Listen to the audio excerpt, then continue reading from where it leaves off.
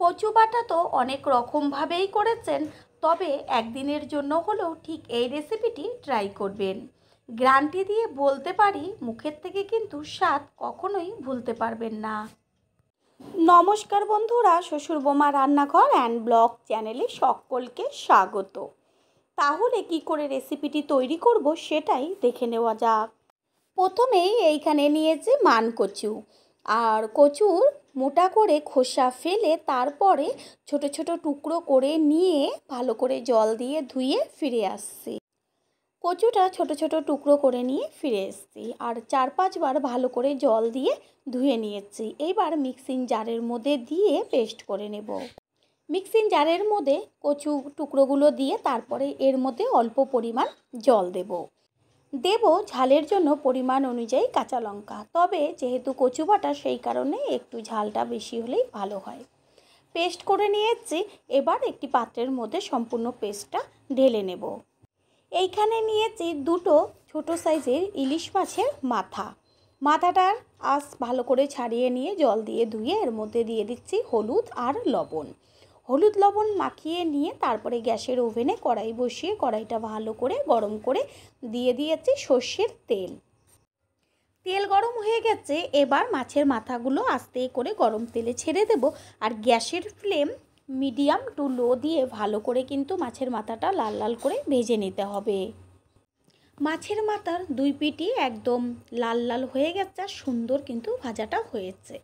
তেল ছেঁকে মাছের মাথাটা তুলে নেব, আর ওই তেলের মধ্যেই দিয়ে দেব দুটো শুকনো লঙ্কা ছোট ছোট টুকরো করে নিয়েছি, আর দেব ছোট চামচের 1 চা চামচ কালো জিরে। গ্যাসের ফ্লেম লোতে রেখে ফোড়নটাকে কিন্তু খুব ভালো করে ভেজে নেব। ফোড়নের থেকে সুন্দর একটা গন্ধ বেরোলে এর মধ্যে দিয়ে দিয়েছি 1 চা চামচ রসুনের পেস্ট। রসুনের পেস্টটা বেশ লাল লাল করে ভেজে নেব, আর অবশ্যই কিন্তু রসুনের পেস্টটা ব্যবহার করবেন। এর মধ্যে দেব কালারের জন্য হলুদ গুঁড়ো আর স্বাদের জন্য লবণ। হলুদ আর লবণ কচু বাটার মধ্যে ভালো করে মিশিয়ে নিয়ে গ্যাসের ফ্লেম হাই করে দিয়ে সম্পূর্ণ কচু বাটার মধ্যে থাকা জলটা টানিয়ে নিতে হবে। কোনো রকম মশলা ব্যবহার না করে এত দারুণ একটা টেস্টি রেসিপি হয়ে যায়, যেটা দিয়ে নাকি গরম গরম ভাত কিন্তু এক থালা খেয়ে নেওয়াই যাবে, আর অন্য কিছু কিন্তু খেতে মনই চাইবে না। পুরনো বন্ধুদের সবসময় আমাদের পাশে এইভাবে ভালোবেসে সাপোর্ট করার জন্য অনেক অনেক ভালোবাসা।